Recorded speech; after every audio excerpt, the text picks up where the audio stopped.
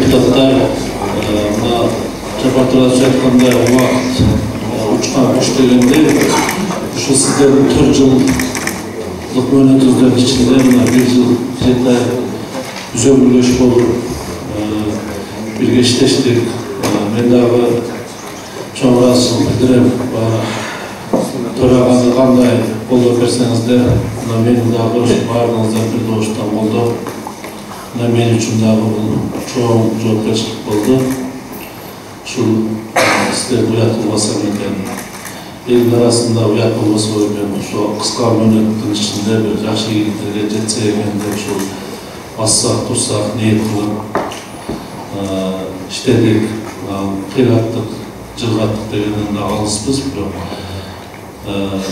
болгон аракетибизди ушул аркаңыздарда отурган жетекчилер менен бирге аракет кылып иштедик десек болот да. Ушул шаарыбыздын экономикасын көтөрөлү, маданиятын көтөрөлү, ушу элибиздин бийликке болгон ишеничин алып келели деп дайым аракет кылдык. Өзүңүздөр көрүп 2019 жылы чоң тарыхый жыл болду десек болот. Ош шаарыбызды, баягы Ош шаарыбызды бүт дүйнө жүзүнө көп мамлекеттерге тааныкканга мүмкүнчүлүк болду. Ушул иш-чарада да элибиз колдоп, байыркыча сиздер колдоп, ушул иш-чарада бирге катышып, көп жерде көп элде өзүбүздү таанытып алдык. Бул биз шаарыбыз үчүн чоң ийгилик болду десек. Ош шаарыбыз 2019 жыл Türk dünyasının adayı rolü kalmıştı. Şunun alkalında ama biz mümkünlükten faydalanıp ben şahımızda ciddi işgirlerden çok razı edilen şu kısa vaktin içinde iyi oldu, hoş işgirlerde oldu. Özellikle ücretine sevilen bazı devletler işleyecekse şu tosmine bundan şahımızda çok oğlu kaldırıp daha aldılar, salat olan, karas olan işte bu. Buna Jakarta çıkışların almatında yavaş жақсы жеткілікті баяндама жасады. Сіздердің атқарған іштеріңіздерді көрсетті. Мен ойлаймын, сіздер шаардык кеңештин аткара турган иштерди аткардыңыздар да. Убагында ушул аткаруу бийлиги менен кандай сунуштар болбосун колдоп бердиңер. Мен жакшы деш керек да. Ушул сиздер депутаттар ko'pchilik aslında elin aslında aytib qo'yish kerak. Bir dagı bunday jeke qiziqchilikka o'ylagan deputatlar javob berdi. Doim talash tartish bo'lsa da shaharning qiziqchiligi uchun, elning qiziqchiligi uchun bo'ldi. Shuning uchun men bunday o'zimni atman, shahar meriyatidan cho'ng rasullik bildirdim. Shu shaharda qanday yaxshilar bo'lsa, sizlarning emingizda bunday zo'r bo'ldi desa bo'ladi.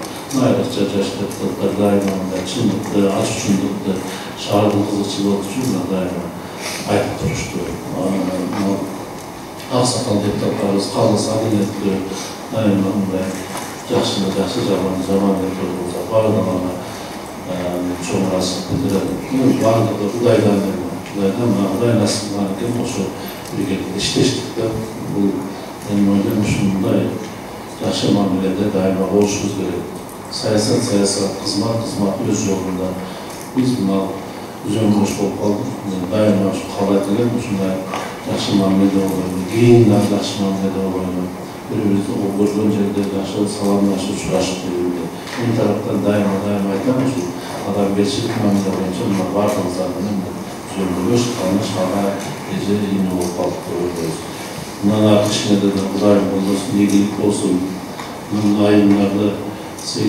Mart, Muratko Mayram'dan Kutayım yaxşı niyet kıldırılarına bazılar çoğuldu.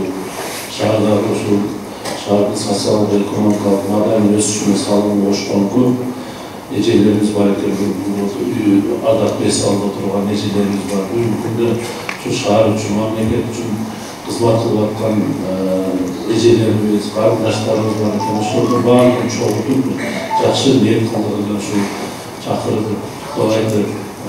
Dasturxonda çay içildi dediniz, bu tilekке karşı hazırda dünya yüzünce olgan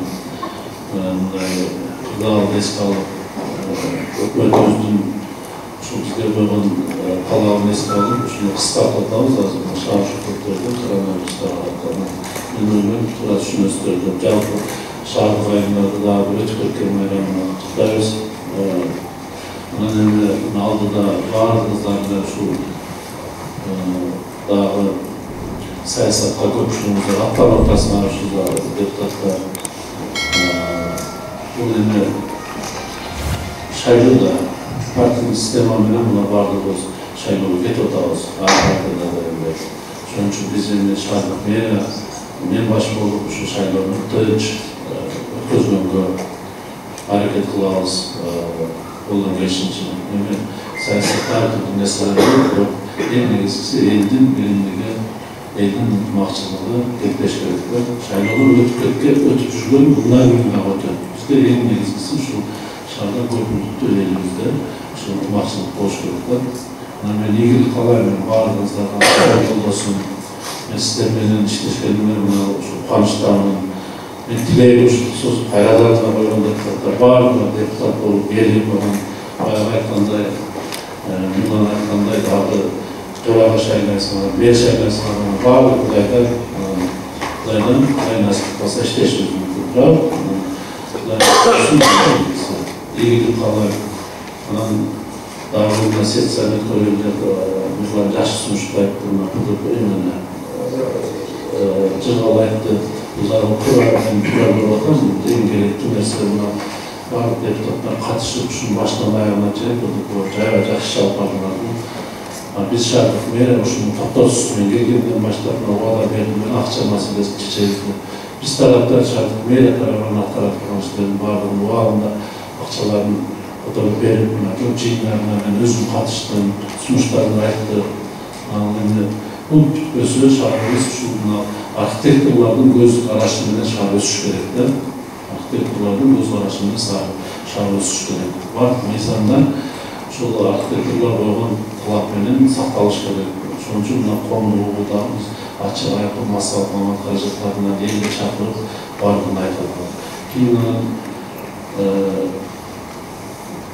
Sınıfta aytılmış gerekler. Ben de turluyorum. Şunu daha bir kızıl katışıp ona giyimleri cevap bırakmış. Uyuştursam bekler sonra bu değil üçün yaxşı olur. İkili kalayım başka sözüm yok. Bardakına gelmeyen olan deputatlara salam ayaklarımızda çağırıp söyleşemdesi nasip deputatlar gelmeyen dostluğumuza gelmeyen alanımızda onları görürse daha işleşerdik nasip olsa. Bizim eşiklerim açık, onların mesele olsun. Eşik açık, bilgiler eşikte işleşeriz. En meclisi şu Kırgızistan'ımızda bulayım olmasın, ortasına artık bu nesilleri şu orusuzlardan elimizde bulayım olmasın. Şu lapatlardan tereçimler. O elimiz oruğa neyse olukları memleketimizi bulayım olmak. Tüm şöyle var.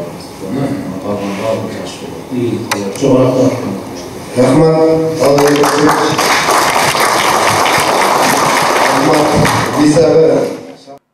Рахмат, Мирлан Исақбекович. Мен Аида Жексенбаевна бізден ең негізгі докладчик болып, демилгечи болып, анан біз тағы бір топ депутаттар ушул мыйзам долбоорунун концепциясын алып келдик. Урматтуу кесиптештер, бул мыйзам долбоору мына быйыл 2020 абдан актуалдуу, абдан керектүү мыйзам долбоору. Эми жалпы эле сөз менен айтып кеткенде, таза шайлоо болсо, бул чыныгы элдин каалоосуна шарт түзүп беребиз да. Алардын бул деген кандай нелерди алып келет? Мамлекетте туруктуулук болот, өнүгүү болот, өсүү болот. Элдин тандаган депутаттар келип, элдин талаптарын аткарып берет. Укуктары сакталып, эркиндиктери бүт сакталып кармалат да. Ошон үчүн мага ЦИКтин өкүлүнө суроом бар эле да. Айтып койсоңуз, мага ушу мени коопсуздурганы чет жакка да, башка мамлекеттерде биздин жана эмгек мигранттарын ушу шайлоого жана шайланууга болгон укуктары кандай чектелип калбайбы? Кандай шарттар түзүлүп атат? Мен акыркы маалыматым караганда 28 эле мамлекетте чет өлкөдө анан 45 эле избирательный участок ачылат дейт да. Мындайча алганда 800 миңден ашык биздин мигранттарыбыз бар. Алар мындай объемду өткөрө албайт да 45 участоктон. Ошону айтып коюңузчу, кандай иш чаралар болуп атат, кандай иш аракеттер болуп атат, кандай сүйлөшүүлөр болуп атат? Рахмат, Металл Токтор Алиевич. Бул маселе чын эле биздин мигранттар үчүн, алардын укуктарын камсыз кылуу үчүн маанилүү маселе. Ошон үчүн азыр Борбордук шайлоо комиссиясы, тиешелүү мамлекеттик органдар жана Тышкы иштер министрлиги менен биргеликте азыр сиздер мына өткөн жайында кабыл алынган мыйзамга ылайык мурда дипломатиялык өкүлчүлүктөрдө, консулдук мекемелерде эле ачылса турган болсо, азыр мамлекеттик органдын дардын өкүлчүлүктөрүнө да ачууга уруксат болгон ушундай норма кирген. Ошон үчүн менин оюмча азыр жүргүзүлүп аткан, сиз туура айттыңыз, 28 мамлекетте 37-39 эле шайлоо участкалары уюштурулуп жүргөндө, азыр алардын санын көбөйтүү боюнча иштер жүргүзүлүп атабыз. Кайсыл ошол Тышкы иштер министрлигинин сунушу, анан ошол тиги чет өлкөдөгү мамлекеттин макулдугу менен ушундай шарттар бар жерде биз максималдуу пайдаланалы деген оюбуз бар азыр. Бир эми мындай условно айтылды, азыр бул аны бир топ көбөйтсөк болот да. Мен кече МИД отчет берди бизгечи. 20 секунд берип коесузбу? Ошо МИДтин өкүлчүлүгүнө айттым. Күзүндө ЦИК менен МИД эң чоң сыноодо болосуңар. Ошол чет жакка да шайлоолорду кантип 20 секунд. Ошол чет өлкөлөрдө кантип өткөрөсүңөр? Бул процедурасы абдан оңой эмес да. Ошол страна пребывания, то есть ошол эле Россия, Казакстан макулдуулугун бериш керек. Ал үчүн МИД иштеш керек. Туура айтасыз, биз тиешелүү органдар менен биргеликте иш жүргүзүп атабыз. Көбөйтүп биз максималдуу пайдаланганга аракет кылабыз биз. Будан мурунку шайлоодо билесиз да, 5000 эле киши келип добуш берген да.